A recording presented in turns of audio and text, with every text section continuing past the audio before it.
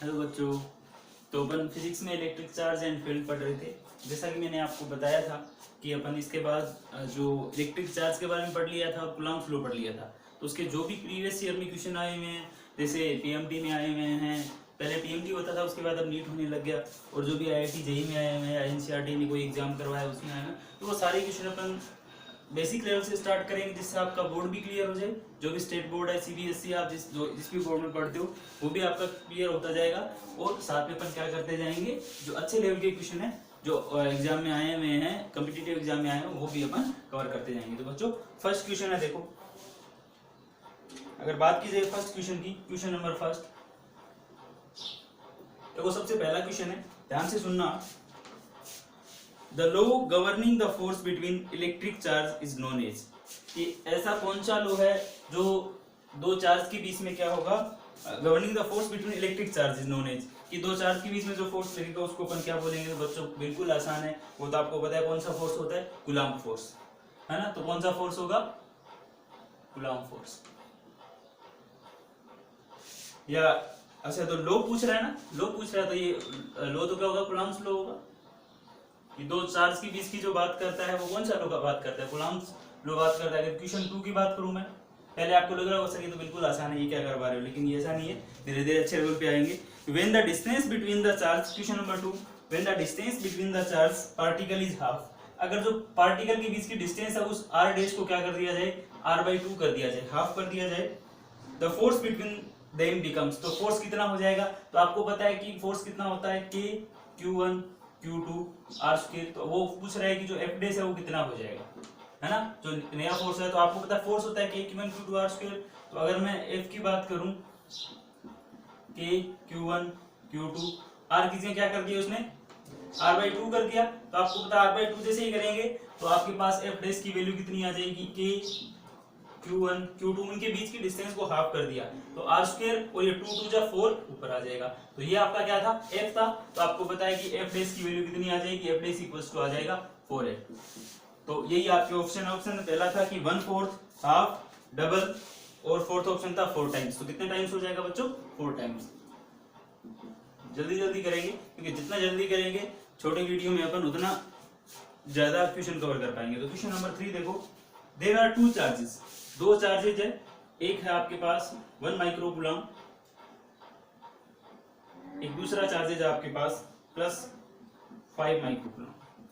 Question क्या बोल रहा है कि there are 2 charges 1 micro coulomb and 5 micro coulomb, the ratio of the force acting on them will be. तो इन दोनों के बीच में जो फोर्स लगेगा, जो फोर्सेस लगेंगे, उन फोर्सेस का क्या पूछ रहा है, रेशियो पूछ रहा है। मान लो F1/F2 पूछ रहा है, तो बच्चों आपको पता ही है कि जितना ये फोर्स इसके ऊपर लगेगा ये भी उसके उतने लगेगा, क्योंकि जैसे मैंने आपको कूलम्ब लॉ बताया था, मैंने बताया था कि F12 equals to F21, force दोनों इक्वल होगा, हो सकता है उनकी डायरेक्शन क्या हो, डिफरेंट हो, लेकिन फोर्सेस इक्वल होगा। तो एग्जाम इसने आंसर दिए, एक दिया कि 1:5, ऑप्शन बी है 1:1, ऑप्शन सी है 5:1, ऑप्शन डी है 1:25। तो बच्चों अगर फोर्स इक्वल रहेगा तो दोनों फोर्सेस का रेशियो क्या रहेगा, 1:1।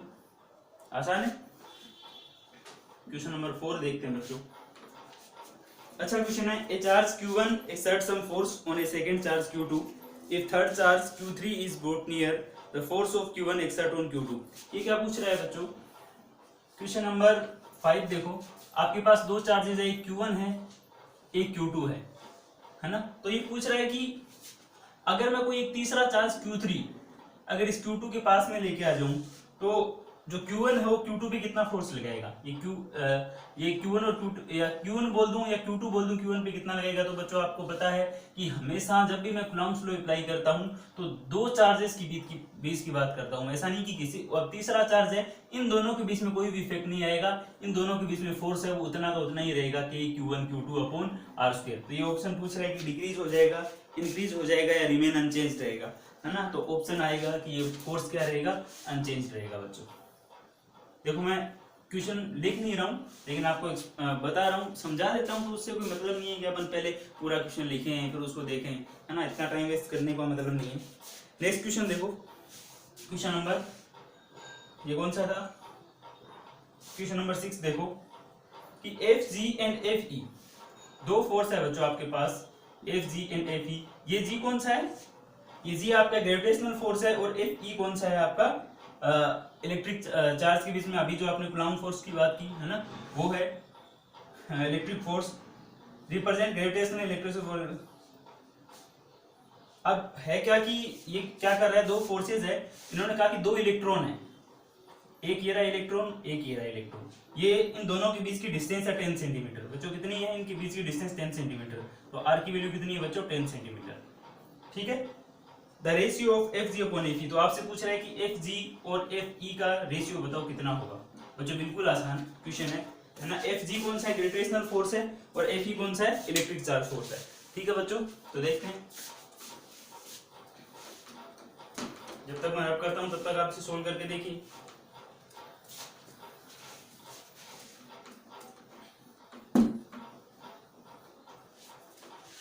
तो देखिए, अगर मुझे एफ जी निकालना होगा बच्चों, जब जैसे ही क्वेश्चन पढ़ते हो क्वेश्चन पहले तो आपको ढंग से पढ़ना है। ऐसा नहीं है कि आप हवा में क्वेश्चन पढ़ते हो फिर आप भूल ही जाओ कि आप निकालना क्या चाह रहे हो। आपको पता है एफ जी और एफ ई की बात करें, दोनों का रेशियो पूछ रहा है, तो आपको पता होना चाहिए कि एफ जी होता क्या है। बच्चों आप 11th क्लास में पढ़ गए हो ग्रेविटेशनल अच्छे से, मेरे हिसाब से आपको पता होगा जी m1 m2 upon are square, ऐसा ही था। ये भी इनवर्स स्क्वायर लॉ को फॉलो करता है। और एफ ई की बात करूं तो अभी मैंने कल ही आपको बताया कि q1 q2 upon are square, दोनों आपको पता है। तो जी की वैल्यू कितनी होती है बताओ बच्चों, 6.67 इंटू 10 की power -11 gravitational constant. Mass of electron कितना होता है बच्चों, 9.1 इंटू 10 की पावर -31 kg स्क्वायर है, क्योंकि m1 m2 दोनों इलेक्ट्रॉन है, दोनों के बीच की डिस्टेंस कितनी है 10 सेंटीमीटर है। 10 है तो 10 ले लेता हूँ, कोई दिक्कत वाली बात नहीं है, सेंटीमीटर क्योंकि ये तो दोनों क्या रेशियो निकालूंगा तो क्या हो जाएगा, कैंसिल हो जाएगा। अगर एफ ई की बात करूं तो के की वैल्यू कितनी होती है बच्चों, 9 इंटू 10 की 9। Q1 Q2 की कितनी होती है बताओ, चार्ज कितना है इलेक्ट्रॉन के ऊपर, चार्ज कितना होता है 1.6 इंटू 10 की पावर -19 का स्क्वायर। ठीक है, और रेडियस कितनी है 10 का स्क्वायर। बच्चों ये तो कैंसिल हो जाएगा, और जब दोनों को F G upon F E करेंगे है ना, तो अब इसके अंदर मैं ये डिवाइड करूंगा तो इसके जस्ट अब डिवाइड ये हो जाएगा। तो अब जैसे ही इसको सोल्व करोगे तो ऑप्शन बता देता हूँ, आप ऑप्शन से अंदाजा लगा लोगे। एक है 10 की पावर 42 प्लस में है ना, एक ऑप्शन है ऑप्शन 1 दिया हुआ है 10 की पावर 42, ऑप्शन 2 दिया हुआ है 10, ऑप्शन 3 दिया हुआ है 1 और ऑप्शन 4 दिया है बच्चों 10 की पावर -43।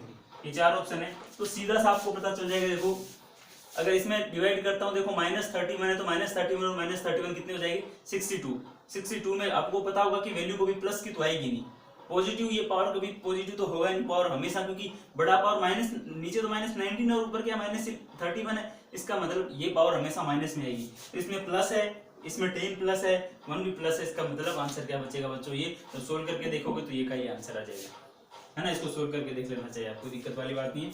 तो ये आपका सिक्स क्वेश्चन था, जल्दी से नोट डाउन, तो इसमें करने वाला कुछ है नहीं, अगर कुछ समझ में नहीं आया तो आप देख लो।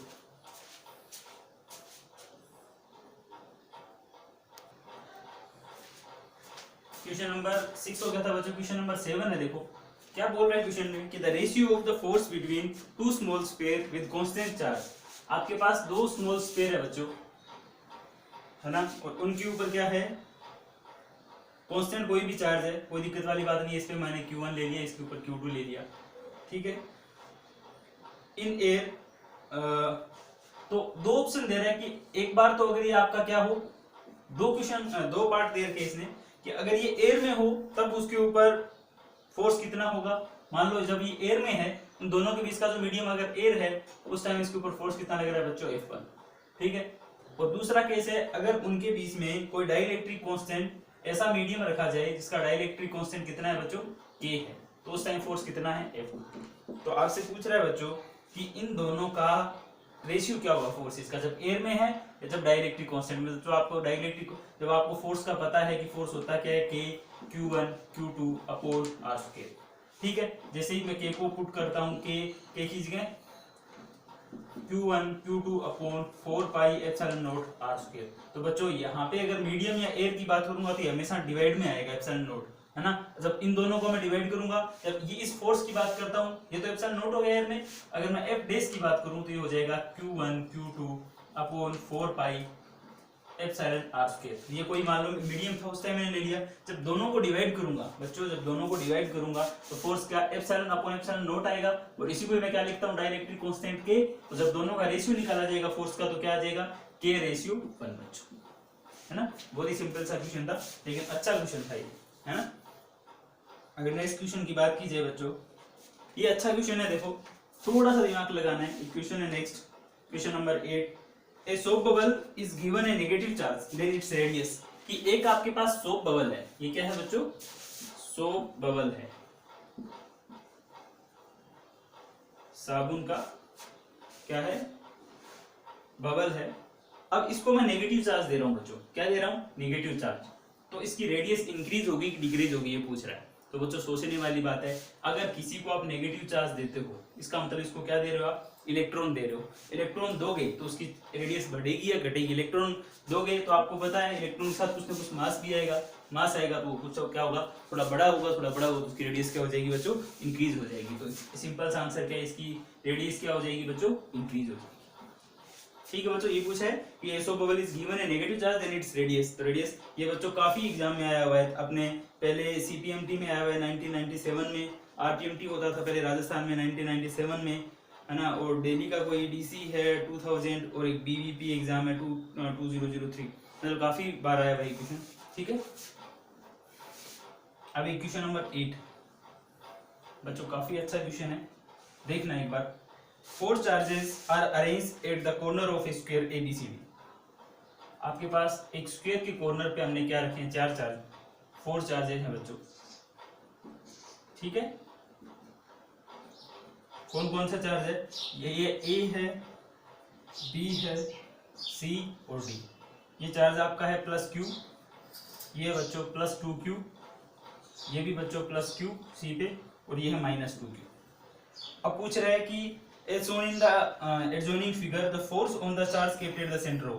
यहाँ पे का सेंटर ओ पे मैं कोई एक पॉजिटिव चार्ज रख दूं, कोई भी मान लो क्यू पॉजिटिव चार्ज रख दिया मैंने, है ना। तो बच्चों इसके ऊपर कितना फोर्स लगेगा, किस डायरेक्शन में लगेगा, ये आपको बताना है बच्चों, है ना। तो देखो आप खुद ही बताओ, ये ए और सी पे दोनों चार्ज क्या है, सेम है, Q एंड Q। इसका मतलब इस A और C के अलोंग कोई भी फोर्स नहीं लगेगा, क्योंकि ये इसका इफेक्ट नेगलेक्ट कर देगा, इसका इफेक्ट नेगलेक्ट कर देगा। दोनों चार्ज क्या है, सेम है, पॉजिटिव चार्ज है। अगर मैं बात करूं इन दोनों पे, तो इन दोनों पे मतलब ये भी पॉजिटिव ये भी पॉजिटिव, तो इसका मतलब फोर्स किस डायरेक्शन में, ये ऑप्शन क्या दे रहा है कि फोर्स उस O पे कितना लगेगा, 0। ऑप्शन डी है along the diagonal AC, option C है along the diagonal BD, option D है perpendicular to the side AB, है ना। तो बच्चों किस डायरेक्शन में लगेगा आपको पता होना चाहिए, क्योंकि ये पॉजिटिव या नेगेटिव, इसका मतलब फोर्स किस डायरेक्शन में लगेगा, इस डायरेक्शन में, है ना।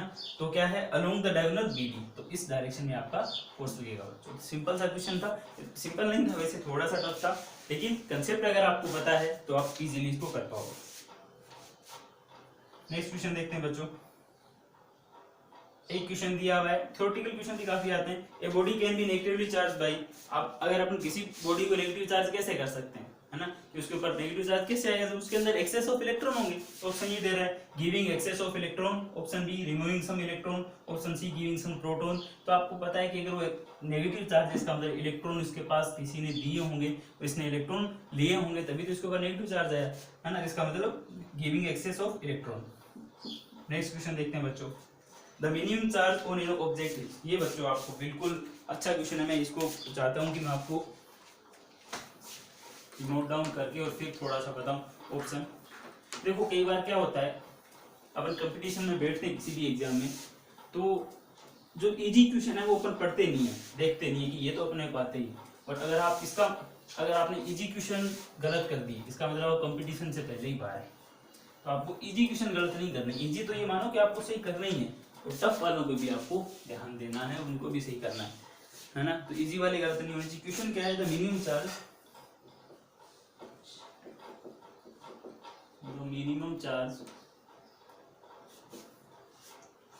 ऑन एन ऑब्जेक्ट इज, कि किसी भी ऑब्जेक्ट के ऊपर मिनिमम चार्ज कितना हो सकता है। फर्स्ट 1 कूलम,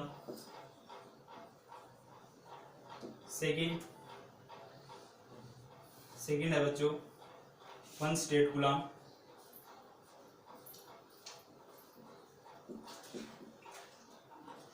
स्टेट कूलम मैंने आपको बताई थी। थर्ड क्वेश्चन कहाँ गया, हाँ 1.6 इंटू 10 की पावर माइनस 19 कूलम। 4 3.2 इंटू 10 की पावर माइनस 19 कूलम। तो बच्चों आप सोच सकते हो कि उसके ऊपर वो बोल रहा है कि द मिनिमम चार्ज कितना होना चाहिए। अब होने को तो 1 कूलम भी हो सकता है, 1 स्टेट कूलम भी हो सकता है, इतना भी हो सकता है, लेकिन वो बात क्या बोल रहा है कि मिनिमम कितना होना चाहिए। तो मैंने आपको बताया था कि चार्ज Q इक्वल्स टू क्या होता है, प्लस माइनस Ne, है ना। तो इलेक्ट्रॉन का जितना चार्ज होता है 1.6 इंटू 10 की पावर माइनस 19 कूलम, इसके मल्टीपल में होना चाहिए, इंटीग्रल मल्टीपल में होना चाहिए। तो मिनिमम इतना तो होना ही चाहिए, इसके और होगा तो इसके मल्टीपल में होगा। वो कौन सा ऑप्शन सही होगा बच्चों, सी ऑप्शन सही होगा। अब क्वेश्चन नंबर, पता नहीं क्वेश्चन नंबर कौन सा है, देखो आउट ऑफ ग्रेविटेशनल 3 फोर्सेस दे रखा है। एक आपका फोर्स ऑफ ग्रेविटेशन Fg लिख देता हूं, ग्रेविटेशनल फोर्स है। एक आपका है इलेक्ट्रोमैग्नेटिक फोर्स है, एक वंडरवॉल फोर्स है, Fw लिख देता हूं, Fp बोलता हूं वंडरवॉल को।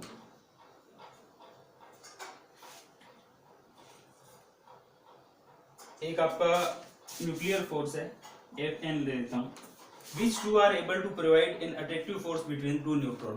कि इतने सारे फोर्स हैं, इनमें से कौन से फोर्सेस ऐसे होंगे जो एक न्यूक्लियस के अंदर, अगर यहाँ पे न्यूट्रॉन और प्रोटॉन है तो न्यूट्रॉन के बीच में अट्रैक्शन को प्रोवाइड करते हैं। इन दोनों के बीच में जो न्यूट्रॉन के बीच में अट्रैक्शन कौन से फोर्स की वजह से होता है बताओ। तो कौन कौन से फोर्स की वजह से हो सकता है आप बताओ। सबसे बड़ी बात, अगर वो न्यूक्लियस है तो न्यूक्लियस के अंदर कौन सा फोर्स एक्टिव होगा, न्यूक्लियर फोर्स। क्योंकि न्यूक्लियर फोर्स कहाँ एक्टिव होता है, जहाँ पे डिस्टेंस कितनी हो 10 की पावर माइनस 15 मीटर और लेस देन 10 की पावर माइनस 15 मीटर। और दूसरा आपको पता होगा, अगर एक तो ये और ये जो आपका इलेक्ट्रिक फोर्स आप पढ़ रहे हो जो भी कूलम फोर्स, वो यहाँ पे एप्लीकेबल नहीं होता है ना। और वंडरवॉल की मैं बात नहीं करूंगा, लेकिन एक ग्रेविटेशनल फोर्स है बच्चों, ग्रेविटेशनल फोर्स भी एक्टिव होता है। तो कौन कौन से फोर्स एक्टिव होंगे यहाँ पे, ग्रेविटेशन और न्यूक्लियर फोर्स, दोनों सही ऑप्शन है बच्चों। नेक्स्ट क्वेश्चन पढ़ते हैं बच्चों। देखो A total charge Q is broken in 2 parts। एक चार्ज Q है, उसको 2 पार्ट में डिवाइड कर दिया, Q1 एंड Q2। इसका मतलब Q equals to Q1 plus Q2, 2 part में डिवाइड किया, मुझे पता नहीं कैसे डिवाइड किया है ना। And they are placed at a distance r, और उनको क्या कर दिया, r डिस्टेंस के ऊपर रख दिया। उन दोनों के बीच की डिस्टेंस कितनी रख दी, मतलब एक आपने क्या दिया, सिंपल सा एक स्क्वायर लिया, उसको 2 पार्ट में डिवाइड किया, उसको r डिस्टेंस पे रख दिया। The maximum force of repulsion between them will occur, कि अब इन दोनों के बीच में मैक्सिमम फोर्स कब होगा, जो रिपल्सन का फोर्स है वो मैक्सिमम कब होगा, वो आपको बताना बच्चों। ये भी अच्छा क्वेश्चन है, बिल्कुल अच्छा क्वेश्चन है, ऐसे क्वेश्चन को छोड़ना नहीं है। और मैं आपको बता दूं, ये भी आपके नीट में क्वेश्चन ये आया हुआ है। क्योंकि ये बच्चे सारे क्वेश्चन ये ऐसे थे जो कभी न कभी कोई ना कोई से एग्जाम में आएंगे, है ना। तो वही क्वेश्चन मैं कवर कर रहा हूँ आपको यहाँ। देखो कितने, क्या बोल रहा है कि एक आपके पास Q चार्ज था, उसको 2 पार्ट में डिवाइड कर दिया, और मैंने मान लिया कि Q1 और Q2 थे, उनके बीच की डिस्टेंस कितनी है r। अब आपको क्या करना है, उन दोनों के बीच में जो रिपल्सन का फोर्स है वो मैक्सिमम होना चाहिए, है ना। रिपल्सन का फोर्स मैक्सिमम हो, उस केस में आपको Q1 और Q2 में क्या रिलेशन होगा, यही पूछा बच्चों, है ना। हाँ, Q1 और Q2 की वैल्यू क्या होगी, यही पूछा। हाँ, रिलेशन क्या हुआ है, दोनों की वैल्यू क्या होगी पूछ रहा है। तो आपको निकालना है Q1 एंड Q2 की क्या निकालनी है, वैल्यू निकालनी है बच्चों, ठीक है। आपको पता है फोर्स इक्वल्स टू होता है बच्चों K Q1 Q2 upon r square. Distance r दी हुई है तो मैं यहाँ पे क्या देता हूँ, r। अब ये बोल रहा है कि इन दोनों के बीच में जो रिपल्सन फोर्स है वो मैक्सिमम होना चाहिए, ठीक है। अगर मैक्सिमम है क्या, इसको मैं ऐसा लिख सकता हूँ बच्चों, Q2 की जगह, क्योंकि Q1 प्लस Q2 मिलके Q है, तो इसको क्या ऐसा लिख दूं, Q2 की जगह Q माइनस Q1 लिख सकता हूं बच्चों।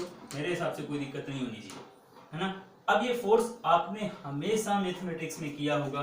अगर आपको किसी भी चीज को अगर वैल्यू निकालनी होती थी तो आपको बोला जाता था कि ये मैक्सिमा है या मिनिमा। आपको पता नहीं होता था कि वो मैक्सिमा है कि मिनिमा, लेकिन मैक्सिमा और मिनिमा की वैल्यू फाइंड आउट करने के लिए क्या करते थे, अगर कोई भी आपको फंक्शन दिया होता था x³ प्लस x² प्लस 3 ऐसे कुछ भी दिया होता था, आपको बोल दिया जाता कि मैक्सिमा मिनिमा निकालो। अब सिंपल सा dy by dx equals to 0 करते थे, आप उस उसकी वैल्यू निकाल लेते थे।